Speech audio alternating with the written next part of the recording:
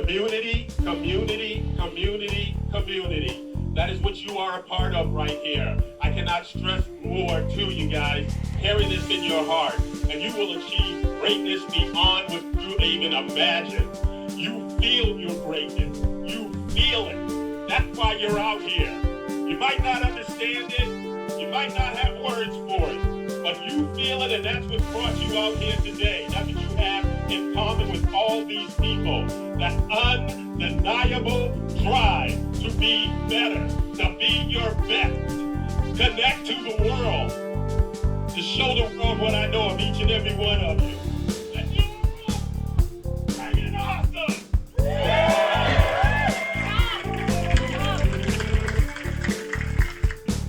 You fired up, Brian? I am. That's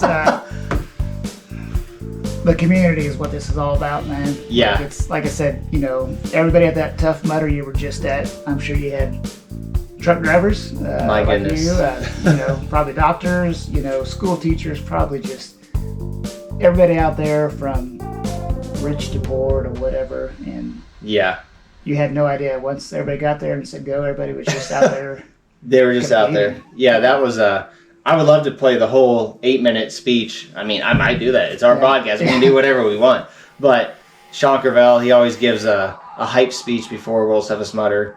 And I played a couple times now. But, man, there were several things that he said. But when he talks about the community, and, I always describe the Tough Mudder community as, it's trail and ultra running, but on steroids. Because one, you're not out, you're pretty much confined to a 5-mile radius and you can't really go anywhere, but it is so awesome, man. It is. And then just kind of what this whole podcast is about is community, building community. What we have in the Buckleheads is community. So I felt like that little thing right there was good. So yeah, no, I think that was perfect. And like I said, there's a lot going on right now in our area, people trying to build up the community. Mm-hmm. And we're going to talk to some people hopefully in the next few weeks to kind of talk about some different programs that's been going on. But yeah, it's just, I don't know. The whole trail running community is just positive. The OCR community, everybody is just, it makes something that can be painful, running. Yeah. 1 mile, 100 miles, whatever it is, and you kind of forget about it. It makes it worth taking on. Yeah, it is so much better to do the stuff with people. And yeah, just preach community, because sometimes when you're down and out, you need that person to pick you up, and sometimes you need to be that person. There's a part in there too where Sean Carvel is like, you guys may not realize this, but somewhere out there, by the way that you're living your life, you're inspiring the hell out of somebody out there. And I was like, man, that sometimes it doesn't feel that way. Sometimes it feels like we're kind of, we're doing the things with other people, but no one really kind of cares what we're doing. If you ever try to explain running to some family members and they're like, oh, well, I don't really like driving that far. But I think just posting on social media and even doing this, and you and I were just normal dudes. But I hope that someone out there we're inspiring them with how we're living. Yeah, I'm the same way. And because, like I've said before, I'm pretty introverted. So sometimes even I could have a great run or a great race, and I'm like, I'm going to go out and post this on Facebook. And at the same time, you're kind of cringing, going, man, everyone's going to just be sitting there going, man, one more running post for Brian. Seriously? But again, hopefully someone out there, if I got anyone to get up off the couch and even walk up and down a flight of stairs, for exercise, then I think it was worth posting. We're inspiring people. I know it. So we have a bit of an interesting episode today. It's just you and I. There's no and Juniper. She's laying on the couch over there. Yeah, she may bark later to let you know she's here, but so it's not quite the end of the year yet, but it's getting close, and we've got some stuff lined up for December. So we're going to take a little bit of time and just kind of look back at our years and just talk about different things that's went on, including starting a podcast. Yeah. But also kind of hit up what we got planned for next year, and what's going on in the community. Because I've got some pretty good ideas of what I want to do next year. Mm-hmm. But for those of you who aren't aware, some of these races are so popular, there's now lottery systems to get in. So sometimes you don't really know what you're getting into. But the challenge of planning for, 100-mile races or whatever out of state it's tough, because you're getting time off of work, you're, booking hotels or campsites or whatever. So yeah, oftentimes we have to plan like multiple years in advance because there's already talk of like 2026. What are we going to do? But we're not even done with this year. And so, but yeah. I've got plans for 2026 already. I don't know. So I shot you some questions earlier today, and I mean just some bullet points. This is kind of new for us too. We're just gonna go back and forth like we've had episodes with no guests before, but like either was telling your story, or was telling my story. It was kind of reflecting, kind of that short little episode that we did. But this one is just kind of like I kind of wanted to. Start off beginning of the year, how we kind of go about picking the year, and then, kind of what we did, how everything unfolded. I do want to tell some epic Scott Jurek stories that I don't think we've really, I've told a few people, and even my wife was like, who's Scott Jurek? He's this guy. Right, He's like one of the GOATs. And then just kind of what's worked for us, because, I'm not going to say we're professionals by any means, but we've done some stuff. And so I kind of feel like, maybe if we start with like our approach to the year, what races we wanted to do, and then kind of training for it, because you can't really just go out and run this stuff. You have to plan it. You have to plan the logistics of travel. You have to plan the training for it, the nutrition, all the things. And so, but I kind of, you said you already have some stuff lined up for next year. Like, what are some of those things? I know you mentioned lottery and that stuff, but... Yeah, so the main one I'm looking at next year is High Lonesome.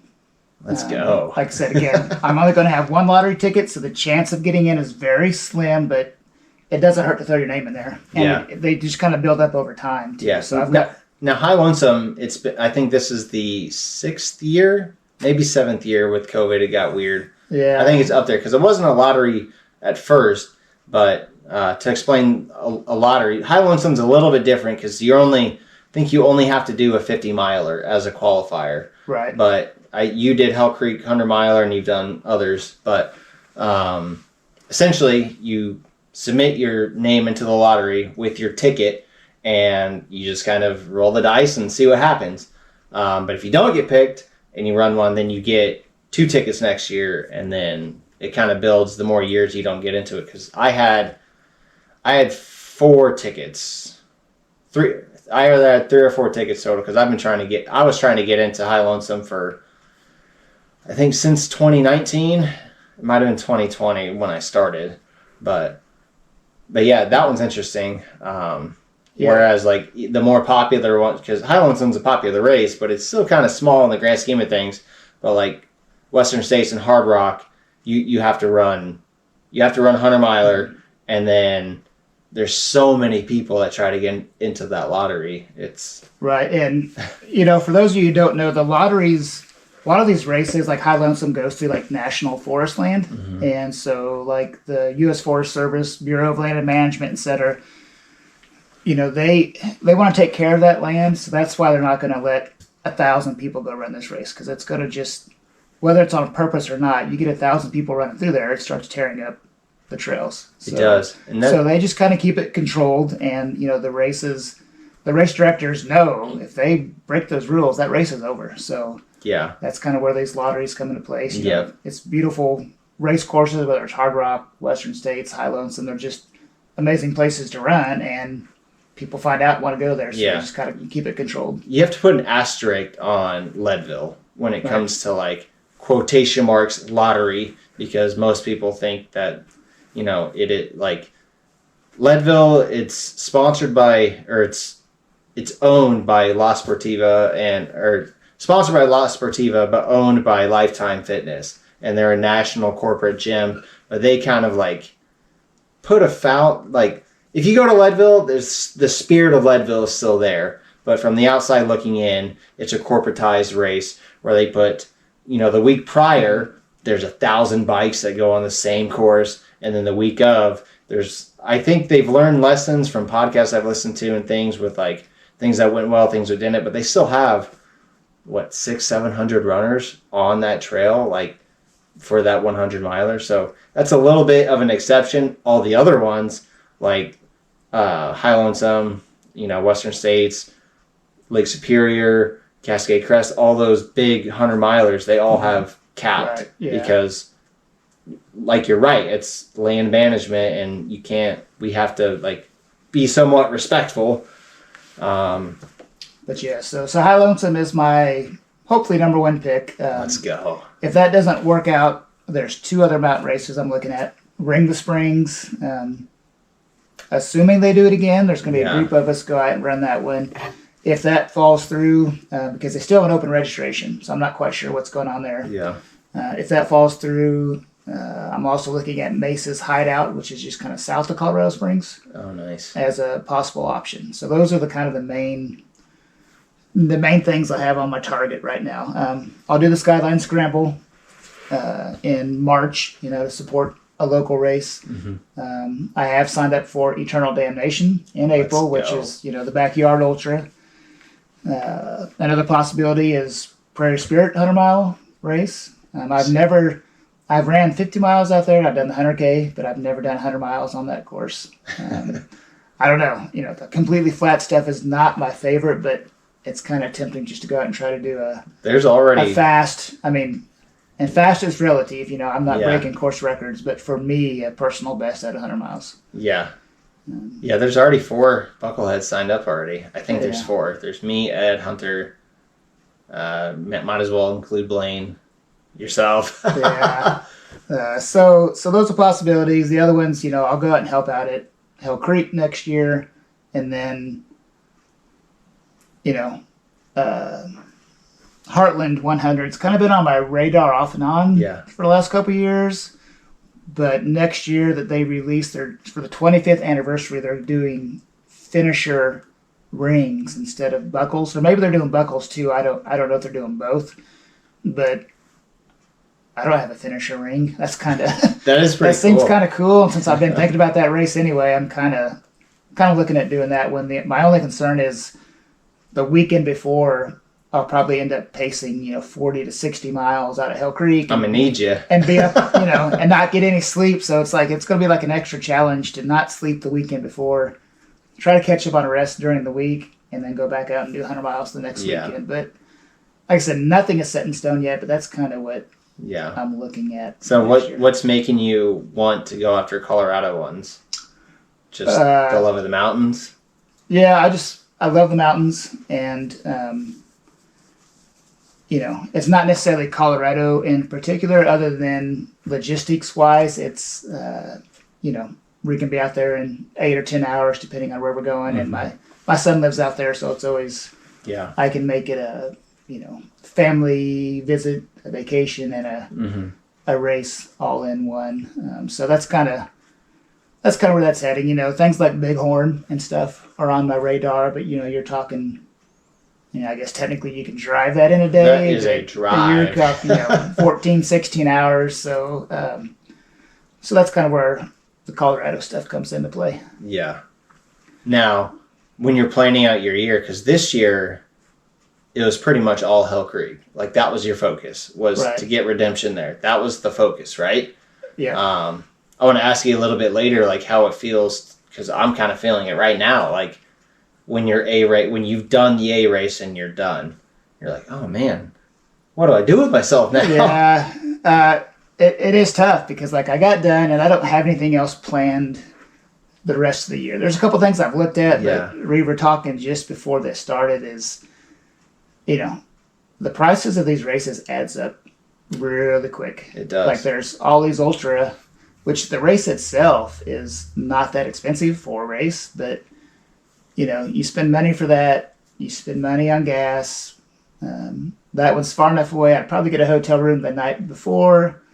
And next thing you know, you've spent $200, $300, $400 just to go down and budget-friendly stuff. Yeah. And then, like I mentioned, the High Lonesome lottery's beginning in January, and if you get in, then you immediately have to pretty much pay for that race. Yeah. And so, kind of with Christmas coming up, I don't really have any other races planned, but the motivation is still there to keep training, but some days when stuff comes up, I'm not gonna lie, it's a little bit easier just to be like, all right, next week will be my big week to start back up. But so yeah, it feels a little empty, but I just need to get something. I need to get something on the schedule next year that scares me. That always gets you going. I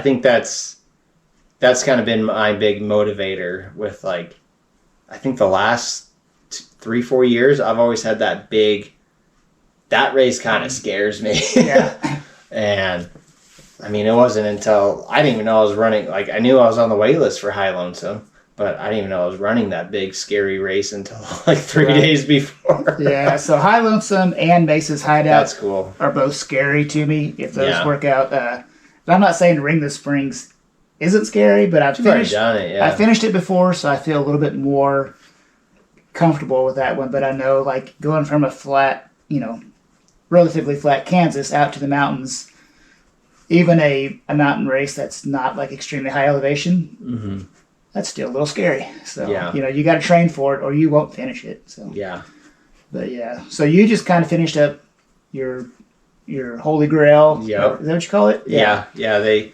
so you're kind of on a down stretch right now as well. So. Yeah, I try my best not to, like, sit around. Like, I gave myself a week of, like, eating kind of terrible after the race, but I met the goal. I did the thing. I completed. At the beginning of the year, the focus was the Holy Grail of Tough Mudder races, which is an 8-hour Infinity. That was in April.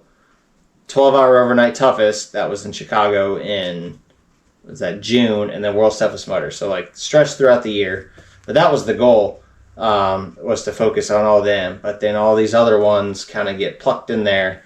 And I was thinking about this, like, I have a struggle with, like, maybe it's because I'm younger and I feel like I still can do it, but I want to do everything. Like, I want to do all the races. And I didn't do myself any favors. Like, before the Infinity Tough Mudder, I did 100K at Eternal a week prior. And that I didn't meet my goal there. And so, I don't know, that probably affected it. I mean, running 100K before an 8-hour race probably isn't the best. And then, before toughest, I did, which I knew it going in and I was willing to sacrifice it because it was like 3 weeks between High Lonesome and toughest.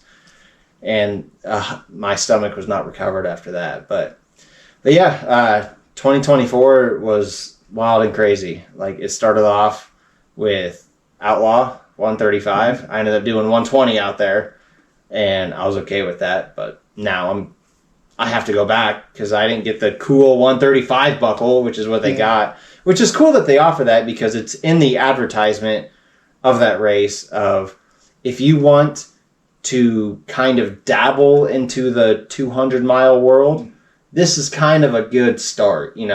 Kansas has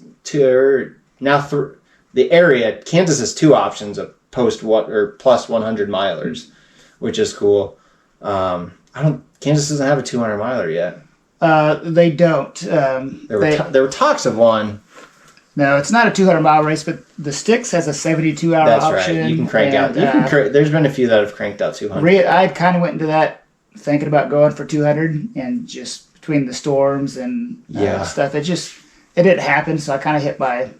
I mean, the 200 was almost like, I don't really think I can do this, but why not? Let's go for it. There's only been, I think, 2 or 3 people that's hit 200 miles out there, so it's tough. And then just kind of as it went on, my big goal was 150 miles, and I hit that and still had like 7 or 8 hours to go, but I was hurting bad enough. You I'm were like, done. no, I'm good. Like, I'm not Yeah. going to get close to 200, you know, with But only 8 hours left. Speaking of the 6, because I just forgot about that, wanting to do all the races and all the things, but, you know, just to talk this year a little bit, you know, started with Outlaw, and then I think 3 weeks after that was Skyline, and my goal was to win it. I got back-to-back second place finishes, which is fine in the 12-hour, like, that's cool. And then I should have wrote this down because I've done a lot of stuff this year. And then I think after that was the Infinity Tough Mudder. And then through that kind of like from April to June stretch, I didn't have much going on, but I knew I was on the wait list for High Lonesome. And that's what kind of stinks about being on a wait list for a race is you kind of got to prep for it. Like you might get in, but you don't want to get your hopes up too much because if you don't get in, then you're kind of let down and you know, you did some training. But, you know, the way that I did that was I was dead last on the wait list. So you know, the lottery coming up this go round, I was drawn dead last. And I checked, I think in April or May, I was like, just for giggles, let's see where I'm at. And I was like, okay, I moved up like 30 spots. I'm like number 30. Like, well, how did I move up from 75 to 30?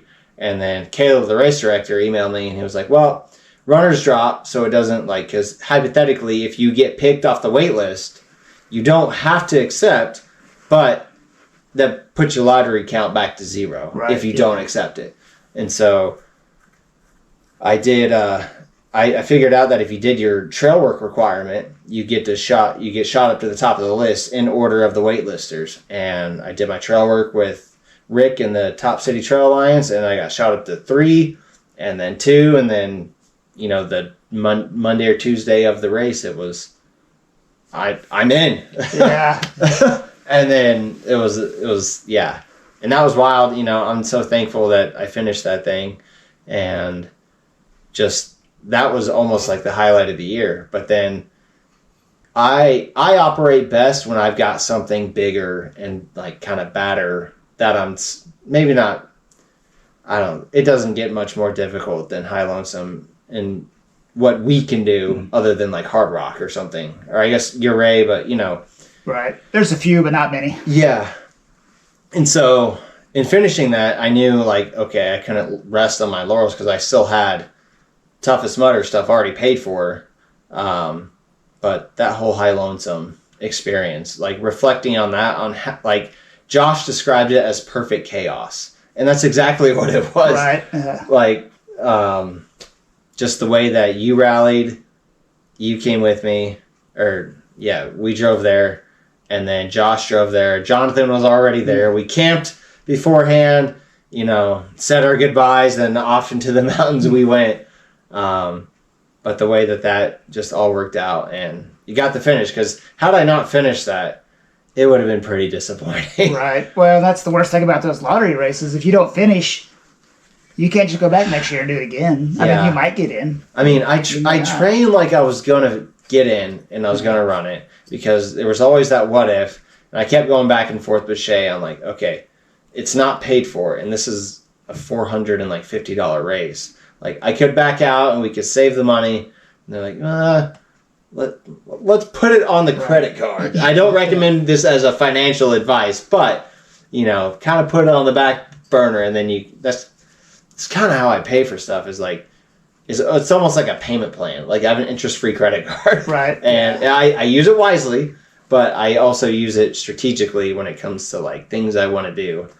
But it is an interesting balance, too, because I want to do all the things, but I also have 3 boys, my wife, and a family, and it's like I can't be so selfish around my personal endeavors to, you know, do what I want to do and neglect my family's needs. And I think it's interesting. Like, let's say hypothetically, Brian, when your kids were younger and you had a chance to get into High Lonesome, like, how would that have gone for you? Like, would you have been like, I got to go for this for myself? Like, you only live once, you know? I would say it probably depends on how young. Like, when they were really young, I could have never afforded it. Yeah. Or I would have just been like, oh, that's cool, but I can't even buy running shoes hardly. Yeah. So, but like I said, growing up, when my kids were growing up, and we had several of our family vacations for camping trips to Colorado, again, because camping was really all we could afford. So I'm sure we would have just been like, hey, if we're going to go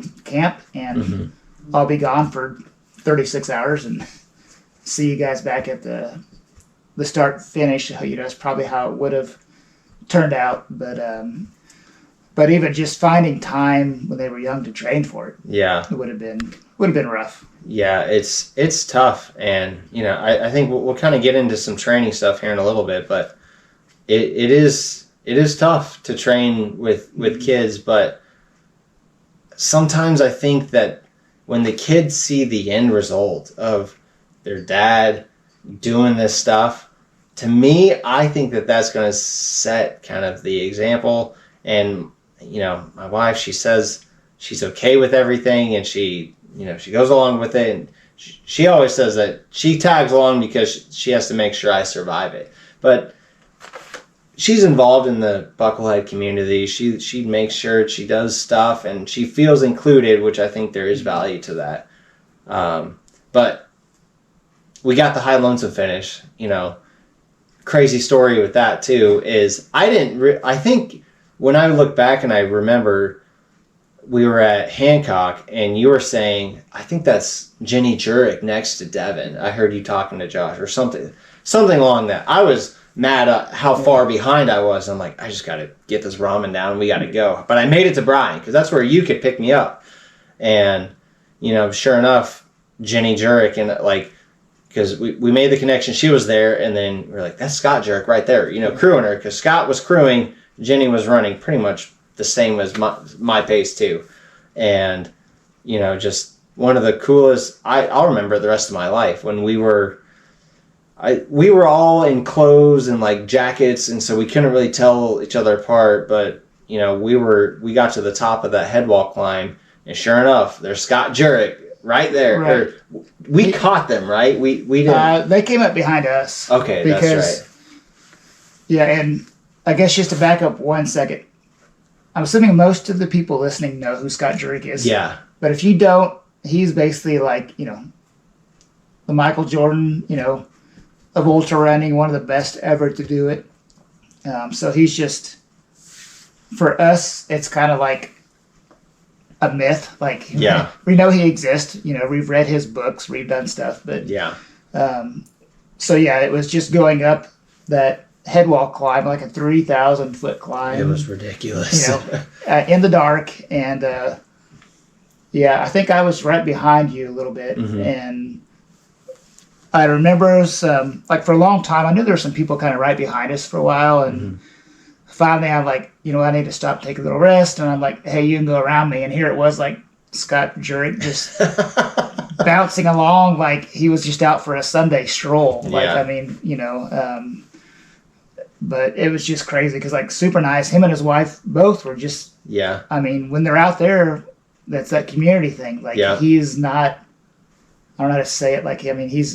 He's not one of the best runners ever. He's just someone out there helping his wife get to the finish line. And, it was fun getting to chat with him. He was doing ultramath with his wife too, trying to push her to go to make the cutoff, and that was just so cool. Right. And I think it's, sharing a sunrise with Scott and Jenny Jurek was kind of... We'll never get to say that again. Yeah, and probably the most amazing sunrise I've ever seen. Ever. So even though you were behind schedule, it kind of worked out. It made a memory, and that I posted that picture, and it was the most stunning sunrise I've ever seen. Yeah, but it was... That whole weekend was just cool because you kept pace with her almost identical.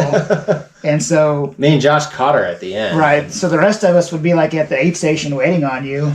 And there would be Scott, just being a dad, trying to keep his kids entertained, waiting on his wife to get there. So like I said, it's, everyone's out there just to help each other. Yeah. And he's talking to everybody and just friendly. And like I said, it was just kind of...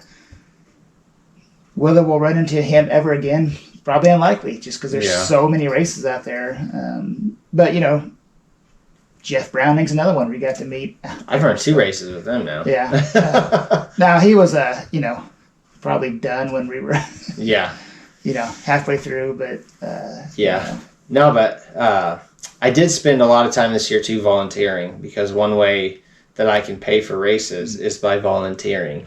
And, working the aid station, working Richmond that we do every year, that helps pay for races down the road. And that's the only way it can appear that I'm racing a lot, is because, I only paid for 2 races this year. I paid for High Lonesome, and Outlaw was paid for because I volunteered. And then the Tough Mudders, I partnered with Coke, and they got me on that. So that was I was joking at World's Toughest Mudder. I'm like, well, because I told them the whole story of me pitching the idea to Coke on make their, kind of make me an example or something, or my whole pitch was, how cool would it be to be, Coke employee, truck driver, father of 3, been here 9 years. He's out here and doing these insane, because Rain is the main sponsor of Tough Mudder, and that's a Coke product. And so that was my whole connection. And then they ended up paying for my Holy Grail pass, and they did a couple different articles on me and social media posts. And so that's kind of all that worked out. But yeah, that's cool. And like I said, the volunteering thing, it's great because it got you essentially some race entries, but at the same time, you see some awesome stuff. None of these races would happen if it wasn't for volunteers. Mm-hmm. Because if they had to pay people at every aid station, these races would cost thousands of dollars. Mm-hmm. But instead, you have people out there, like for you, some of those weekends from Saturday morning until Sunday night, or whatever it is. I slept for an hour cross-legged in the chair that Audrey took a picture of. And like I said, it's always great too when you have volunteers who are also running the ultras. And I have met some great volunteers who don't run, and they do great at the races. But sometimes it's nice to have someone who's been through that darkness a few times who can be like, all right, you're going to finish this. Listen up. Yeah. Here's what you got to do. So, and on the volunteer part, I try to, one of the best compliments that someone gave, our Richmond aid station, was that, those guys were vibing. They were acting like they're having a good time. They were playing catch. The kids were there, all the things, music playing. And because when I look at it, okay, yes, I volunteered, but it was kind of to get something. I'm not just, I probably would just do it for, I volunteered with hawk races. They don't have a comp entry or anything. Mm-hmm. I just go out there to go out there. But, I volunteer to help pay for races down the way. But then in talking with race directors, they say that it does kind of cost race directors money doing that. But the value that a good volunteer can bring to the race can bring more people. It impacts the overall experience of a runner. Because we as runners, we see it when we come to an aid station and everyone's energy is high, it's the best feeling ever. Whereas if you go to an aid station and everyone's sleeping or they're mopey because it's rainy, it's not going to help your overall experience. Because that's really what we're out here to do, is to have an experience. Right. And, that's kind of when we go to pick races, we're looking to challenge ourselves, but we're also looking for a good experience, right? Yeah, and I think there's 2 things, in my opinion, that will bring a runner back to do a race again. Yeah, why are you going back to Rain Springs? That's either because I screwed up and I DNF'd and I want to go back and I want to go back and finish that race.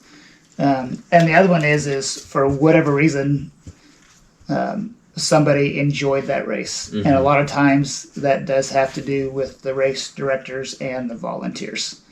That's a fact. Because like you said, you go somewhere, and if you run 100 miles, with the exception of maybe one race where I never really felt down, you run 100 miles, and there's times where it's not that you want to quit or you're not necessarily angry. It's just sometimes you're just like, man, I've been doing this for 10 or 15 hours, and I got a long ways to go. I don't know, this is going to be hard. You just kind of get down. It messes with your emotions. Yeah. Sometimes just more calories is the solution. Yeah. So just to be able to, like you said, to roll into an aid station and have people just there, like going, hey, having a good time. What can I do to help you? Like, you want me to fill up this? We've talked before. Anyone that does the ultraverse races, Kim and Ken Carter are like, some of the, the best mama and papa up there, best volunteers you're ever going to run into. If you're not eating,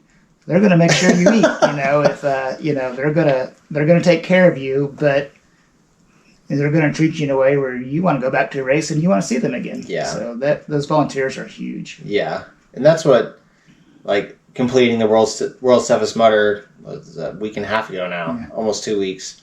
There are volunteers that will make that race because they're there because every obstacle there's a volunteer. One, to kind of keep the runners honest, to make sure they're doing the obstacle correctly. But sometimes it's just to bring vibes there. Like, there's this one dude that was the name of the obstacle is Just the Tip, which is kind of funny.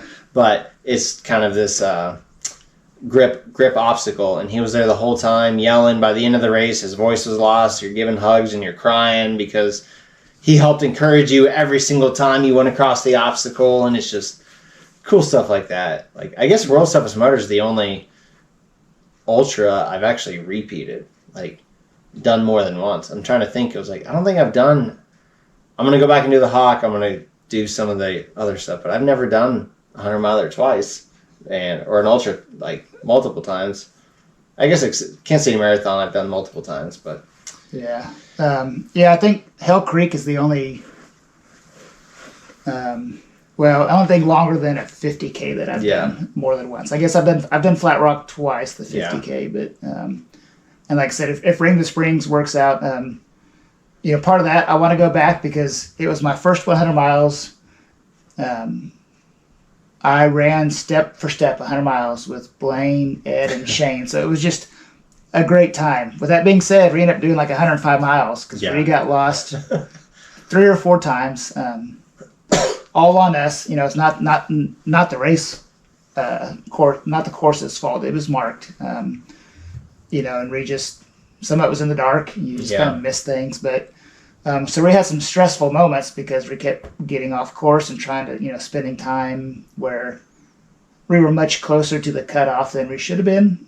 Some of that was stressful, but, if I go back and do it, it's simply just because I want to go back and make the whole 100 miles enjoyable. Yeah. And hopefully not get lost again. But, sometimes, no matter how much you prepare, sometimes out in the mountains, those trails kind of split, or it's hard to tell where the trail is exactly. But so that's why I'm kind of looking at going back and doing that one just to, I just love the area. Yeah. So. Yeah, next year I'm going to go back and do Outlaw 135, and I'm kind of doing my own, like, DIY challenges because I'm going to do the Outlaw 135, and then a month later I'm going to try and set an absolute untouchable PR for me at Prairie Spirit. One, low-key goal is to race Ed, beat him I want to be so far that I can come back to Richmond and pace him to the end and do like 120 or something.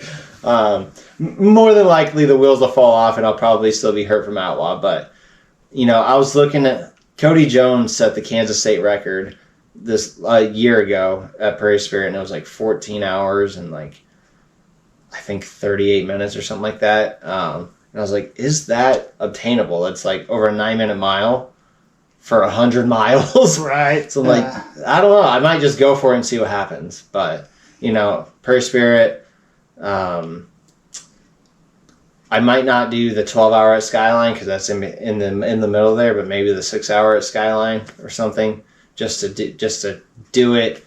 I want to do Eternal, so that's in April. Unfortunately, there's no like local Tough Mudder because the Missouri Tough Mudder has always been a staple, but they're not doing it. Like, they are going through like massive budget cuts. So the closest one is in Colorado, and the World's Toughest Mudder is in the UK next year because numbers have been declining in World's Toughest Mudder, and so their approach is they're going to try it in the UK and see if they can boost numbers there. So 2026, if it's in the UK, I'm going to make that happen. But that's just looking at 2026. Yeah. But I guess really December 7th, I'm going to fight, like, the Western States Lottery is because I have 2 tickets at Western States and 2 tickets in Hard Rock. People have got in with that before, so it's like you really don't want to put anything set in stone until you see what happens there. Right. And just to throw my year off even more next year, like some of my year kind of also depends on how that lottery goes for you because, Western States is the Super Bowl of races in the United States. So I don't personally know anyone that's ever gotten into it. And the only person I know is David. Was he in there? Okay, he got in with 2. So, like, if you or I don't know who else. Andrea, like, if either you get in, like, it's going to be almost impossible for me to not go out there. Yeah. And so, like, whatever races I have planned, I will set them aside for another year to do that. Be part of, crewing and pacing. I've had a few people Western States. tell me that already. You'll probably have to start telling people, no, I have enough. Like, it's going to, like, I think you're going to have people, so many runners wanting to support you doing that if you get in. Yeah. I haven't looked too far into, like, the fall other than doing I want to volunteer at the summit, and then we might make that into a family vacation or sort of like family trip out to Colorado. And then I want to do the Hell Creek 140 and the Heartland 125. So that's my loose 2024. I want to take my son to Lincoln Park. Just announced a big tour, and I want to take my son to his first concert, and he is obsessed with the song Emptiness Machine. He knows it word for word, and I'm like, man, how cool would that be? Yeah, that would be fun. And I've taken my daughter to a lot of concerts, a lot of smaller. I think a lot of the ones I've been to too. But what's interesting was you guys may not have caught that. Devin just mentioned doing the Pure Hell 140 and the Heartland 125. It's a week apart. Yeah, so that's 265 miles in a week, basically. Yeah. So. Not to gloss over that. So yes, there is something wrong with this, or we're just like, well, we're going to try this. Like, but again, it goes back to doing hard things. Like, do I ever want to not finish a race? No, but I would rather go out and, some of these mountain races. Mm-hmm. Can I finish them? I think so. Do I know I can finish them? Yeah. Not really, but, I'm going to train however I can to give myself a shot and see what happens. It's interesting because, my body has not failed me one time.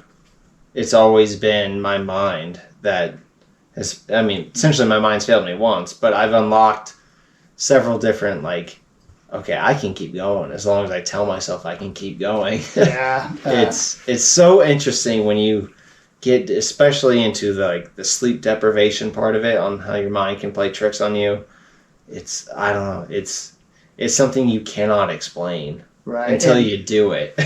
and for me, my last race was the Hell Creek 100, and it really has me I don't know if second guessing is the right word, but I'm mostly a mid-pack runner. I've podiumed a couple times on just some small, I was third place at Hell Creek in that 100, but only 4 out of 17 people even finished. Again, it's not my fault they didn't finish, but a podium's a podium. But that race, what has me thinking is, it's a tough course out there, and it got hot. It was in the 90s, I think. And then the next morning when I was finishing, like I said, I got to the last aid station where you only have less than 3.5 miles to go to the start finish. And I was getting ready to leave there, and the volunteer's like, oh, it's a battle for third place. And I'm like, wait, what? And so I'm like, well, dang, now I got to push it, because a podium spot, like I said, it's very rare for me, and I'm not going to give this up, because my plan was to kind of savor finally finishing this course and just walking it in pretty much. And those last 2 miles were actually miles 98 through 100 were my 2 fastest miles the whole entire race. Wow. And so it just makes me think well, wait a minute. I've had that gear this whole time. But it just it makes you question okay, you see someone like Zach Miller who just goes crazy hard from the start, and I don't plan on doing that, but it just makes me wonder all those times you stop to walk, you're like, well, maybe I don't have to do that as much as I think. So like that race just kind of, again, I don't have anything on the calendar soon, but it just kind of makes me start thinking of, maybe. Well, that's kind of what I want to do with Prairie Spirit. Is I want to go as fast as I can and see where, like, how far down that path I can go. And that's where I'm interested too, because when I did Stuffed Turkey, Shane and I hit the 100-mile mark I don't know what it was, 23:45. So technically, yes, I ran 100 miles in a day, but that race ended up being like 102.5 miles. So by the time we finished, we were a little bit over 24 hours. So like I kind of want to go back and have an official sub 24 finish, but I haven't decided yet because I'm also signed up for Eternal, which is just like a couple weeks later. Yeah. So it's almost like I have to be. I'm not saying I can't recover and have a great race out there, but I kind of almost have to be willing to maybe just throw that one away. And the thing is, with a backyard ultra event like that, where it's, the 4-mile loop, if you're going to throw a race away, like, I don't know, that sounds weird, but like, it's the perfect place to do it because, you go out and you just do what you can. And when you're done, you hang out and you just help everyone else that's still going. So it's not like, if you want to be done, you can just dog the loop. Right, so it's not like you don't finish. It's just like maybe you don't go as many hours as you expected. Yeah. But, it is. I'm curious as to, like, you've been running for several years, and you have I saw an interesting post today that, because I followed several different training approaches. I like the hybrid style approach where you lift weights, you lift heavy, and also run fast. Like, that's kind of my approach. I'm kind of in the middle of, like, usually I go through about a month stretch after a race where I'm, like, eating like crap. This time it lasted a week, and I'm like, I kind of want to get lean coming into 2025. But the post was, like, let's remember, running doesn't become enjoyable until you're actually fit. Like, because for most people, running sucks. And it's like, when does it become enjoyable? And it's kind of when you hit a level of fitness to where an easy run can be an easy run and not, you get what I'm saying? Right. And so you have that, like, what is your approach after, like, I actually ran into Josh yesterday, and he joked about William Sprouse's approach because he runs a 100-miler every weekend. And he goes, well, you only got to train for one and then just recover after every one. But I'm not saying do that. But, like, when you complete a 100-miler or a big race, do you kind of start back over from scratch with the training plan? Or do you, like, what's your approach in your head at with that?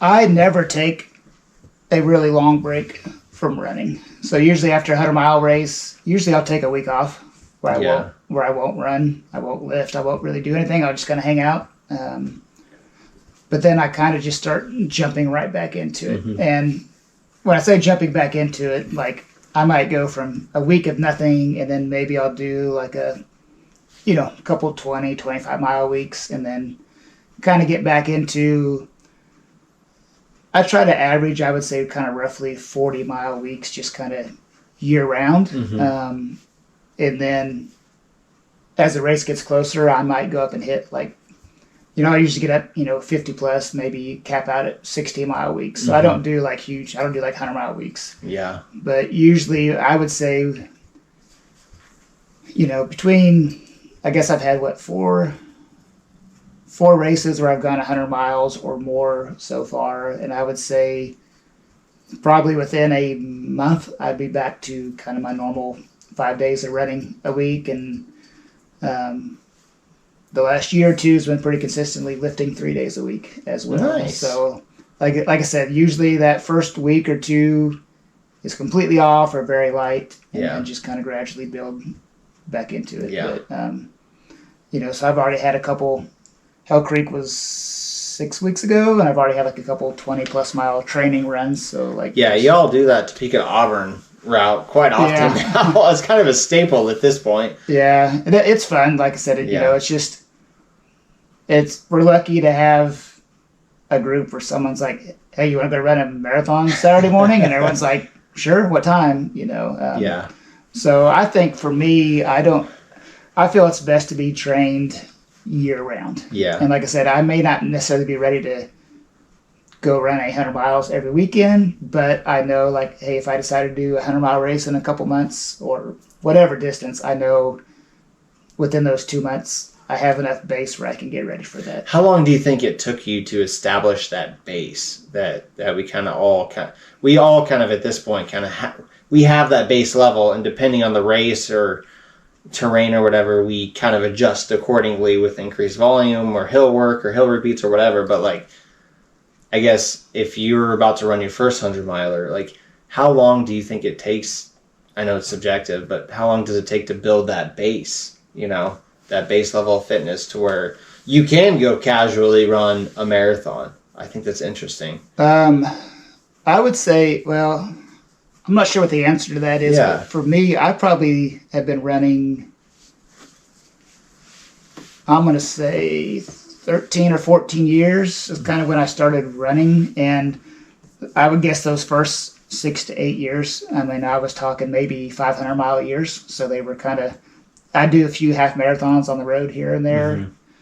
Mm-hmm. But I would say it's probably the last 4 miles is when I've, last year I think I had like 2,200 miles of running. The year before was a little bit lighter because I had multiple surgeries and other stuff, but I think I still hit over 1,500, and then this year I'll be around 2,000. So I think for me, if you can run a half marathon and like you're actually training, you 3 to 5 days a week you're out there running, and you decide to run a 100-mile race, I personally would give myself at least a year.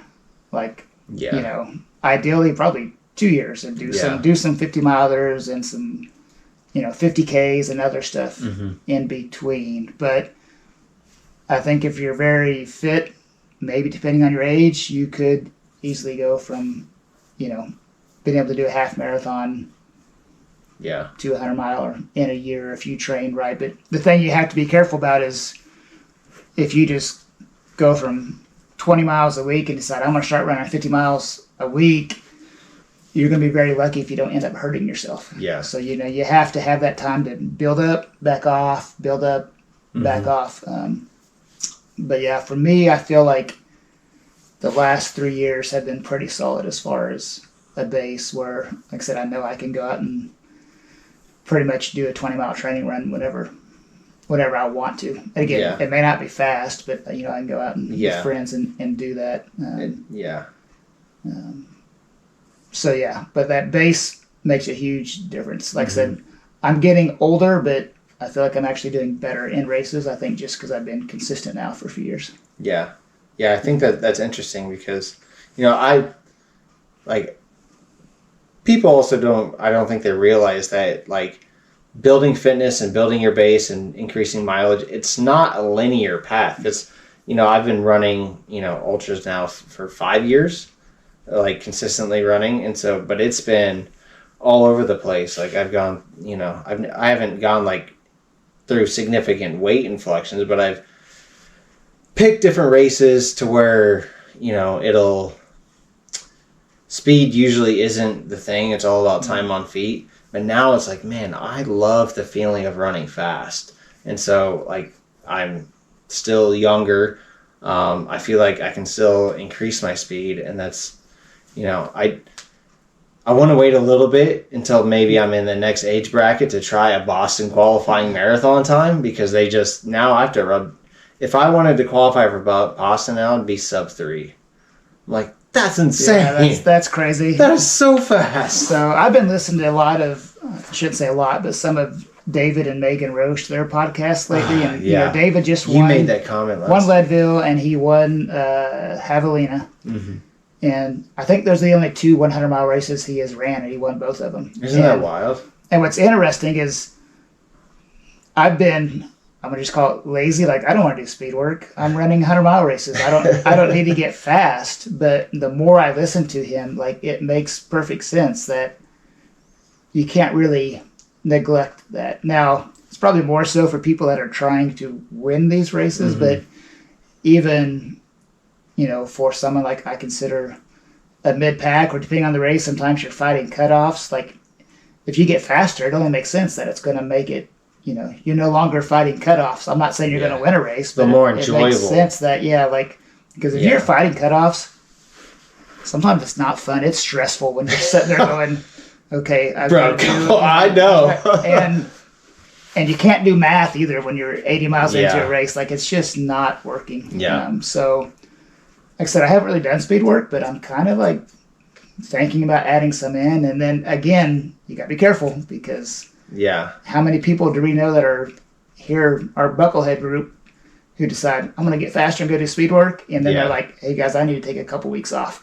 Well, you should really, from the people I follow, you should really only be doing, like, I think the ratio that, 80-20, like 80% of your runs should be easy runs, what you consider easy runs. The 20% or 15%, that should be where your speed work is. Or, like, even in an easy run for a mile, push the tempo and get that heart rate up, and then bring it down, and then bring it up, and then bring it down. And that's, like, I think that when I was following the IBEX training program, one of the hybrid athlete people that I follow, Tuesdays was the interval day. And when ultra runners hear intervals, like, that's not run walk intervals, it's you need to go like 8 or 9 RPE and then back off to 6 RPE, and then crank it up. That's where you increase the fitness. And I heard something the other day that, like, the amount of training that we do, kind of how fit you are, kind of prolongs the suffering in a 100-miler.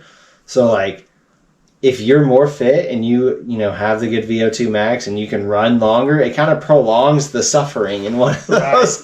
It all makes sense. And the other thing I'm a big fan of, and I think it's very important, is strength training. I'm not quite there yet, but I'm kind of getting close to that 50-year-old mark, and I don't remember what the numbers are, but there's a certain point, I think in your 40s as a male, like, your muscle mass will just start decreasing pretty rapidly if you don't use it, you'll lose it. To me, I lift for 2 reasons, just to kind of that overall health, but I also believe, again, I don't know if it makes anyone faster when you're running, but I feel like when it's at mile 70 or 80 and you're trying to step up and down off of rocks, is where that strength training really helps out. Like, even at Hell Creek, it's a course where there's 10 or 11,000 feet of climbing. It's and it's not huge hills because it's Kansas, but it's constantly up and down, and there's some very rocky sections where you're stepping up 18 inches or stepping down 18 inches, and that gets hard after a long time. And I think, when you're doing weighted step-ups in your basement or doing these things, it pays off to some degree at least. Yeah, and don't neglect the core. Yeah. Like, because when people get the ultra leans, we've all seen it, it's kind of like they don't have a very strong core section. And it's like, you're not going to... Most ultra runners don't have abs. Like, that's kind of the funny thing, is, like, marathon runners are, slim and thin, and then ultra runners, you kind of got the gut in a way. It's because at mile 80, I'm drinking a Dr. Pepper and eating a donut. So but there are muscles under there, and it's important not to neglect those too. And and we're just kind of saying this stuff on, like, if there is a new runner out there, like, this is what's worked for us. Like, I'm more of a gym guy because I like to. One, it's logistically easier for me to go straight from work to the gym than home. Whereas,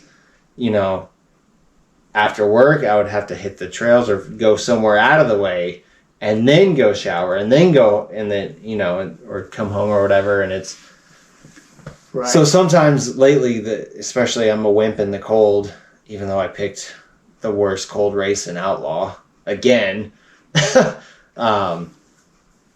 Even the treadmill is better than nothing. Yeah, but I would say, so if you're listening in, like I said, this is just what we do. We're not coaches.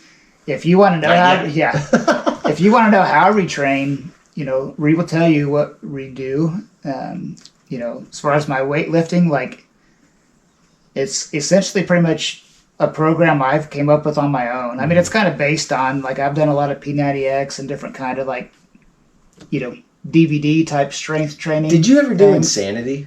I've done Insanity, yeah. Do you remember the cardio abs? Yes. I've been breaking that out the last week. Go on. So I'm just saying, like, what I do, it appears to work for me.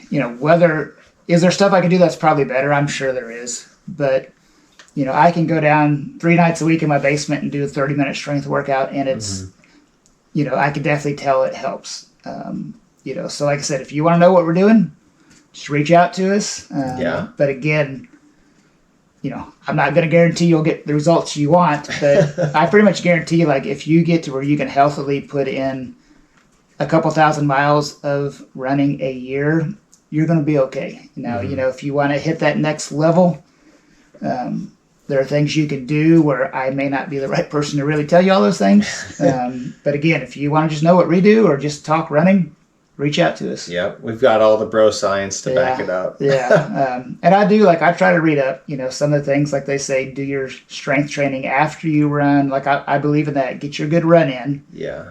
Then whatever you got left, go do your strength training. So there's some of the things, like, I've followed the advice of some of the more well-known and eat your protein ultra running coaches, but I've never actually had any of them actually coach me. I kind of steal their free advice when I can. Yeah, and diet's important too. Yeah. There's actually studies that have come out on creatine. Do you take creatine? I do not, no. Have you ever? I had never had it. It is an interesting supplement that kind of got stigmatized as, like, the weightlifting, like, legal steroid. I don't know if you've ever thought of it that way. But creatine, there's studies that show that it actually helps in endurance when it comes to the muscle breakdown. So, like, say if you put creatine in, like, your electrolyte mix as you're running, it will help the muscle, like, not break down as fast and will continue on longer. It's kind of interesting. There's lots of studies that have come out recently. Creatine's been available forever, and it's always been, like, it helps refuel the muscle with, like, in bodybuilding, essentially, and in weightlifting. But there's studies that have shown now in endurance running that, kind of interesting. I've heard good stuff about it. I've read up on it a little bit. I didn't really see, from what I was reading, anything negative for taking it. The only supplement I've ever taken is just protein shakes. Yeah. And even then, I'm very inconsistent, and I only kind of take those just because I don't think I probably get enough protein in just my regular diet. Yeah. So I don't eat a lot of meat and stuff. But so like, other than that, I'll drink a protein shake here and there, but it's just almost more just to get some more calories. And I think that's one of the most, as runners, we're good at eating carbs. Right. That's all we do is eat carbs. But new runner, eat that protein. It'll help with, muscle soreness the following days. It'll help rebuild everything, and it'll just help you not be so sore. And it's, like, I take a lot of protein powder because, one, meat's expensive, and I don't have a deep freeze anymore. And I had a deep freeze, and it ruined all my beef and deer meat. I'm like, God dang it. It's expensive now. Yeah. I mean, everything's expensive nowadays, but especially when you got to buy running shoes. Yeah, my goodness. But so, what is your approach coming in? So, okay, you're post Elk Creek. You're not, like, training for anything specifically. You're still running consistently, though. You're kind of just, because I have to work out every day. I have to do something every day. Otherwise, I get I'm not very pleasant to be around if I don't. Yeah. Like, are you the same way? Like, kind of regardless? Not every day. I work out 5 days a week. Yeah. So I run 5 days and then strength train usually 3 days. And the running and strength training's on the same days. So typically Monday and Friday are rest days for me. Yeah. I may go out and mow the lawn or do stuff like that, but I'm not not hitting the weights or running. Right now, actually, I haven't ran since Saturday. I did that marathon training run, and then we've had, just like last night, I ended up going up to Manhattan to see my daughter. Yeah. And by the time I got back, I'm like, it's too late. I'm going to skip it. And then tonight, between this and some family stuff going on, if I get in a run, it's going to be really late again. So it's getting cold. So I may just, take these few days off. Again, just kind of taking a few days off is not going to ever hurt anybody. Yeah. If you 3 weeks from now, if I'm still not running, there's a problem. But yeah. I'll jump back into it tomorrow, and I'll probably go out and hit, 20 miles on Saturday and to go do 10 or 15 on Sunday. And then next thing you know, you're hitting 40 miles, even if it's only 3 days a week. Yeah. But yeah, I don't like missing my planned days. Sometimes it just happens though. And you just have to deal with it. But I always try to use rest days as an opportunity to focus on my diet. Because if I take a rest day and I go off the rails on my diet, then that really kind of sets me back the following days, because you just feel sluggish and ugh. Yeah, the diet's rough. It's just especially this time of year. You got to plan. You can't just. It's too easy just to throw anything. From a package, you just toss it in the oven or whatever and eat it. And even that's not necessarily bad, but it's really hard to make sure you're getting, all your fruit and vegetables and just everything, you really need. Yeah. And this time of year, post Halloween and Christmas before the end of the year, and then everyone starts their New Year's resolutions because they've realized how off the rails they've really gone. Because this, most of the big races, people's A races are in the fall, and then now it's okay, I've eaten all my kids' Halloween candy, and then I got Thanksgiving coming up and going to gorge out there, and then all the Christmas cookies and all the Christmas snacks. How do you navigate that stuff? Especially, not to say as someone get a little older, but I hate the saying. I don't know if you agree with this. There's a guy I follow. Dang it, I can't remember his name now. But he goes, "Your metabolism doesn't slow down. You slow down." Would you agree with that? Because as most men, I see it with people my age. Man, my metabolism has really slowed down. But it's no, you really kind of slowed down, dude. Scientifically, I don't know on that if your metabolism really does slow down. But yes, I think it's very obvious people do slow down. Sometimes it's easy to make excuses for that. But so yes, I try to keep moving as much as I can, and I don't restrict myself from necessarily anything eating. Yeah. If I go somewhere and they have my favorite Christmas candy, I'm gonna eat it. I don't care. I'm not saying I will eat the whole entire plate full of it, but I personally don't believe in restrictive diets. I feel like you should watch your calorie intake to some degree, but if you're sitting there and if you're punishing yourself because you drank a Coke, I mean, I don't know anything about this stuff, but to me that's a borderline eating disorder when you're sitting there and you're going to go make yourself work out 2 hours because you drank a Coke. That's not a healthy relationship. Should you drink Coke? Probably not. But sometimes, it tastes good. Yeah. I mean, it's interesting that you say that, because that's my mindset struggles with that, because when I eat more than say if I eat a sleeve of once I start, it's hard to stop and put a railing on. I'm opening doors in the cabinets, just eating. And it probably is a borderline eating disorder. I've kind of struggled with that my entire adult life when it comes to restricting calories, and then I restrict too much, and then I binge, and then it's a nasty cycle. So right now, my approach is, to eat clean because I want to get lean for next year. But it's it's so difficult because especially World's Toughest Mudder, there's so many guys running the same mileage. It's so interesting comparing, because I'm not the most ripped dude. I don't have the six pack, the big muscles, anything. There's people out there running with no shirt and all the things, and they're running the same mileage as me. I was man, why can't I look like that? Oh yeah, because I eat like shit. Right. That's why. Yeah. Yeah, it is interesting comparing. And I hate doing it to myself, but I do it. It's hard not to. Like sometimes, like I think as getting older, I'm getting better at not comparing myself to others, but I still do it. Like I said, you see that guy that's like 40 pounds heavier than you, and he's smoking you in a race, and you're sitting there going, "What's going on? This is dumb." Like, I work out way more than that guy, or and I don't know that he may work out way more than I do. Like, it did remind me of.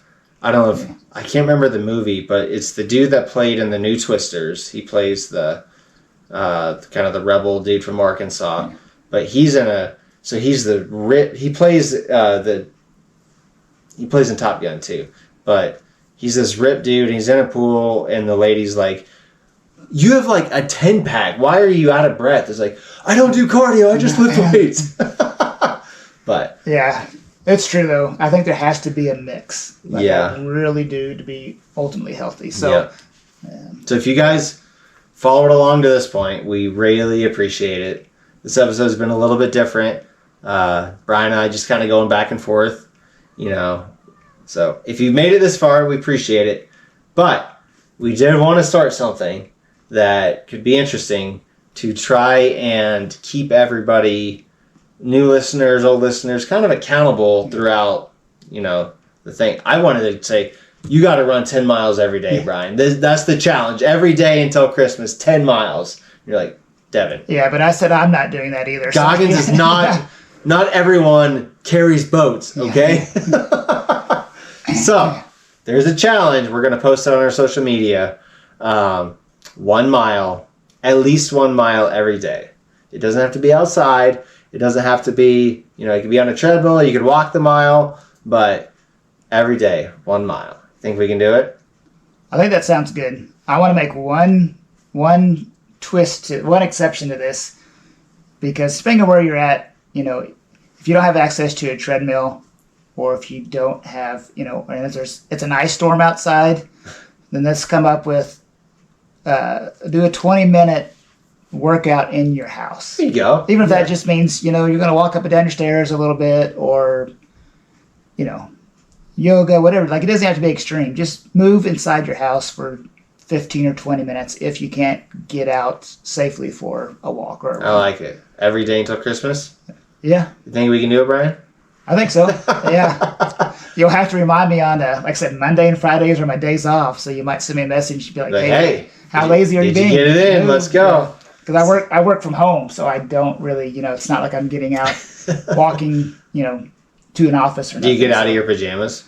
I don't wear pajamas, but half the time I have running clothes on. Fair enough. This is really the same thing. It's kind of like, what do they call that? Like it's like an upper body mullet. Like I'll have on, like, they can see, from my waist up on the camera, I got to be dressed up. Yeah. But I might have my running pants on underneath that. So. Yeah. So thank you everybody for listening to this. Brian, I think this was kind of fun, right? It was fun. Like, we've never... It's been a wild year. Right. And again, this whole thing just happened, like, kind of at random. Like, we talked about it, then on the ride back from Colorado, from High Lonesome, we're like, let's do a podcast. And I don't know. We've had... I don't know. I'm happy with the amount of people we have listening. I think the only thing I would like to have is some more feedback. So if you guys are listening, tell us, message us, let us know what we're doing good, what we're not doing so good. Hopefully there's not much of that. But, if there's any guests in Topeka or the area or Midwest, or if there's anyone, you want to see on, we do have some really good guests lined up. Big shout, I do want to give a shout out to John Cantrell, who's, when this comes out, so he's, I don't know if you know this, but the Westridge Mall, where Burlington Coat Factory is, that's where he's hosting his fights. And I can't remember his opponent. I think he's defending his kind of, all right, now I'm terrible. His, it's like a Kansas heavyweight championship. I can't remember the exact organization it's called. But John, he's done Ironman. He wants to get into ultra running after this fight. And so he's going to be a future guest, which is going to be cool. But his big, if you want to go out and support something local in Topeka, Westridge Mall, Burlington Coat Factory, it's going to be a big deal this weekend. That's going to be a lot of fun. Yeah. I'm going. Yeah, that is really cool. Like I love seeing any kind of fitness related stuff happening in Topeka. Exactly. So yeah, support local. Yep. All right, guys. Remember, 1K a day. We're gonna be 1 mile, 1 mile, 20-minute workout, whatever you gotta do every day. So, all right, guys. Thanks for listening.